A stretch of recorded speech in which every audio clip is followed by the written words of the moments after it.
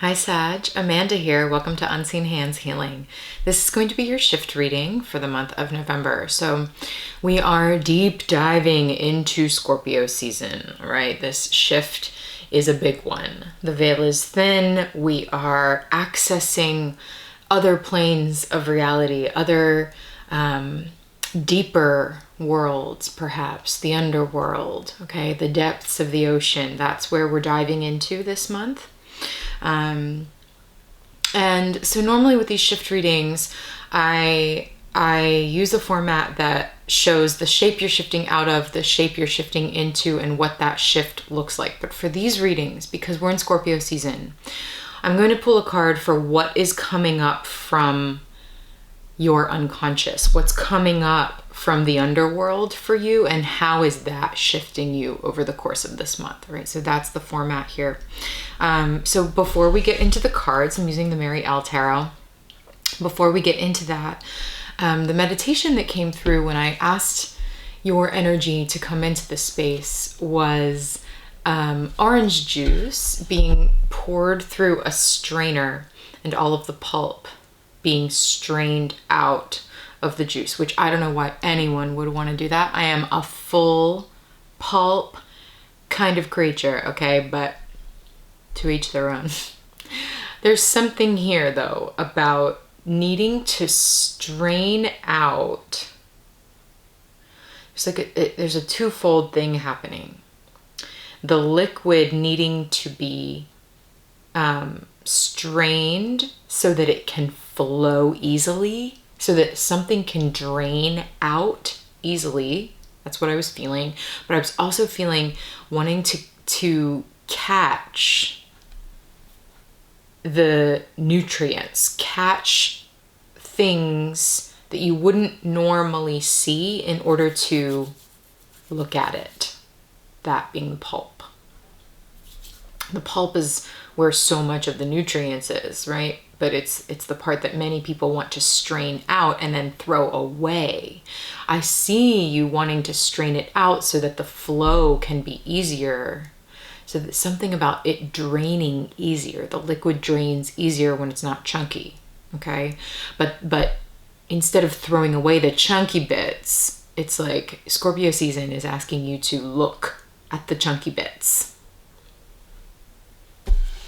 Interesting.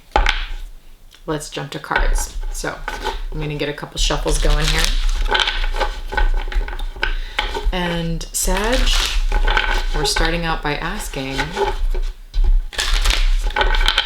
what is coming up from beneath? What's coming up from the underworld for Sag this season? Okay, that really wanted to come out. Seven of Swords. Interesting, Sag. So love the snake imagery and the crow, or maybe it's a raven. I'm not great at telling the difference, frankly. Very scorpionic energy already. And so we've got this snake symbolizing transformation, right? The underworld sort of curling all around this black bird, which to me symbolizes prophecy, symbolizes wisdom, knowledge coming from the other world, okay, coming from elsewhere. And it's like there's this gem. Notice how all three of these eyes in this image are this emerald green. There's a gem here for you. Now I'm getting the image of sifting for gold. You're sifting through all this dirt and mud and silt, and then it's like, wait, there's a gem here. There's a gem here. Okay? Sifting through the pulp, the pulpy bits that you would normally toss out if you're a person that does not drink pulp, which I don't know who you are. I don't know who you people are. Okay? And finding the gem. And it's like the snake is curling around you now, asking you to do that. Interesting. Finding the gem. We're going to find out more about that. Let's see. How is this shifting you? So how is the Seven of Swords energy shifting Sag this month? How is that coming up from the underworld and shifting Sagittarius in Scorpio season? Okay, I'm gonna have to go dive in for that one. That flew way out. Okay, all right, here we go. Oh Lord. All right. Okay. That was difficult. Here we are. We're back. All that for the Six of Pentacles, you know? We'll do a lot of things for balance and reciprocity. Sometimes you got to get all the way unbalanced to reach balance. Interesting. Okay, what else? How is this shifting Sag?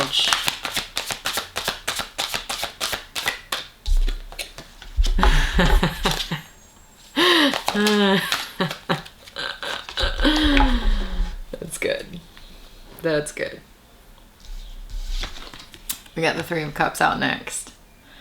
So interesting because, you know, that's exactly what I'm feeling with this pouring of the orange juice and getting flow, like needing to have flow here. And that's essentially what's happening is we're getting this river all flowing in order to separate something out. It's like these three waterfalls all come from the same river, but there needs to be some sort of, like, the land is acting as this sieve or this filtration system that is separating out the energies that have different viscosity, which is really interesting. A different mineral makeup or material matter. They're just made of different things. They're just made of different things. And they're all very similar, but they're slightly different, and so they have different paths. And there's unity in that. Three of Cups is about unity. There's unity in allowing people to go their separate ways, or energies to separate when they're just made of different stuff, different density, different, I keep wanting to say viscosity. And that allowing the separation actually brings harmony, right? Six of Discs, because Six of Discs is also about reciprocity. It's about what is your particular brand of magic? What is your particular energetic pheromone scent, Sag? And attracting the ones that can reciprocate that with you. That being people or opportunities or whatever that is. Places in the world that vibe at your vibration so that you feel an equal exchange. And sometimes in order to do that, the things need to be separated so that some things can drain out and some things, it's like a sifting process. It's like you're sifting through. It's very Marie Kondo, actually. It is this, does this bring me joy? No. Is this currently matching my vibration? My chemical makeup? No. You know? And then we have the moon as the final piece of this shift for you, which is connecting to your intuition. It's about seeing in the dark, seeing with other forces. I'm noticing the vulture here, which speaks of death. Another black bird, by the way. Speaking of death energy in the tarot is scorpionic energy. It's talking about transformation. It's pointing, the vulture points us to the underworld. It is the carrion feeder. It's almost like once you sift through this, sifting the flour, right?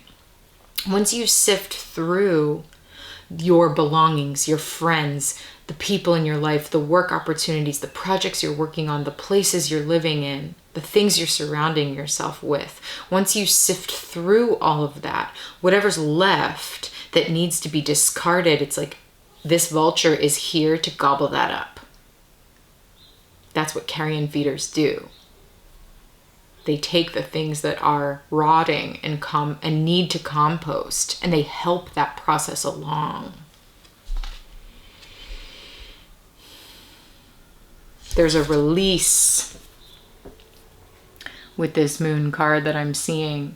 Open mouth from the eyes, like tears almost, just like a purge. It is a purge.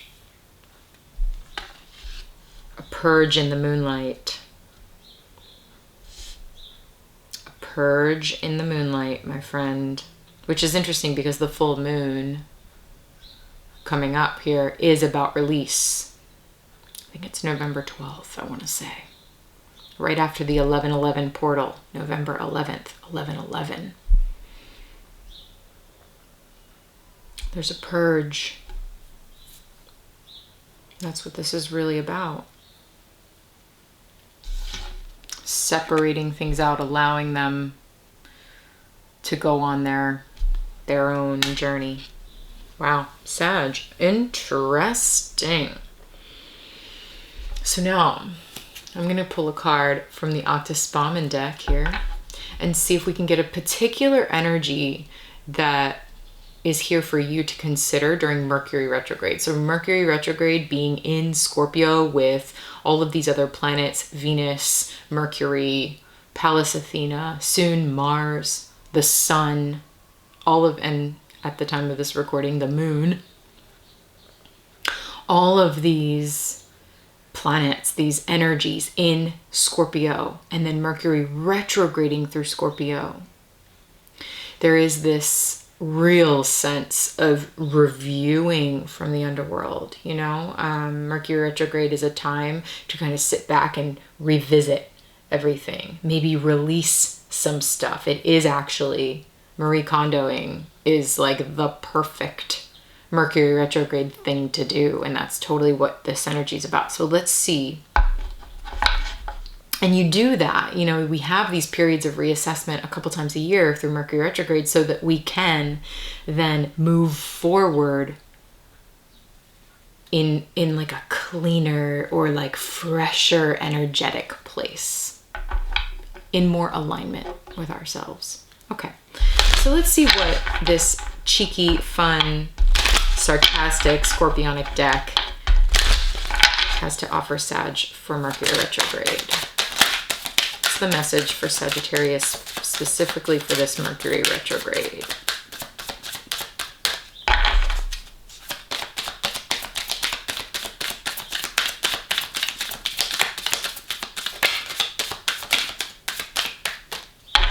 Come on.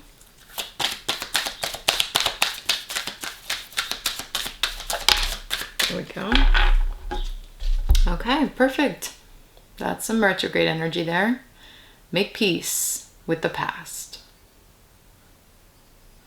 Yeah, make peace with the past.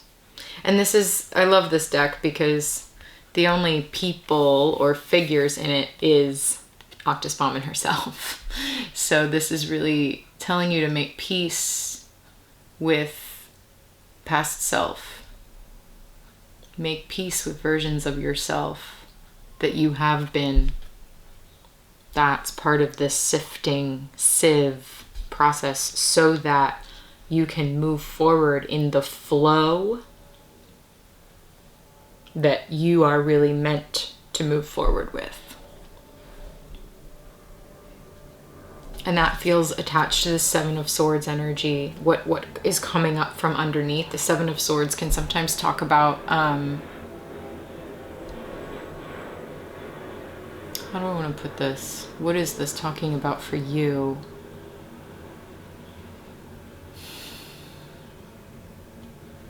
Thank you. Being tangled in things you had no business being tangled in. you know, relationships, job opportunities, things that suck your energy, or maybe you, or doing the entangling others in ways that in retrospect you had no business entangling. You know, it's kind of both sides of the same coin. Whatever has entangled you is now rising up from the underworld for you to really see it clearly. Choose the gems out of that experience from the past and move on with only the gems. Leave the rest of it behind. That's what wants to come through. Juicy. So Sag, we're going to keep pulling cards here in an extended reading. Okay, I'm going to use some other decks and I'm going to get some clarity. I want some clarity on this Seven of Swords. What exactly is this from your past? What it seems to be coming up from the underworld for you to really look at? And then what's the gem? What's the gem to take away there? How is that bringing balance and reciprocity into your world? And what is it that you're needing to, what are you uniting with? You know, what are you coming into union and harmony with? And what are you releasing? What are you purging out of your life to be fed by the carrion? Okay. So if this is resonating with you, stick around. At the end of this reading, there will be a little preview of that extended reading. And if it's resonating with you, click the link in the description box below. That'll take you over to Patreon, where you can view this extended reading for as little as $11.11. All the info is over there for you to read through. But if you have questions, please reach out to me. Sag, welcome to Scorpio season. Welcome to the deep dive. Thank you for joining me here, and I wish you all the best. Take care, and I'll talk to you soon.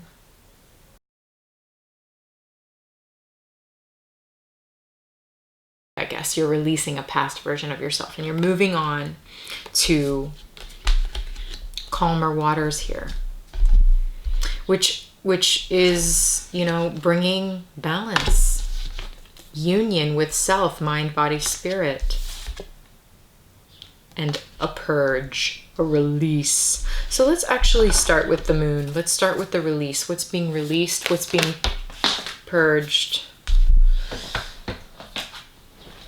Yeah, separate. Sag, you are separating yourself from energy that has blocked your flow, which is so wild, because that meditation I saw in the beginning was orange juice being poured through a sieve and separating out. That's exactly what's happening in this card. If this is the orange juice, right? The river trying to flow, it's being flowed through this filtration system that seems like a blockage, but really, you know, and if this was in nature, this would be damming up the river on this side, and only what is free of extraneous particles could flow through. And here you are, Sag, hitching a ride.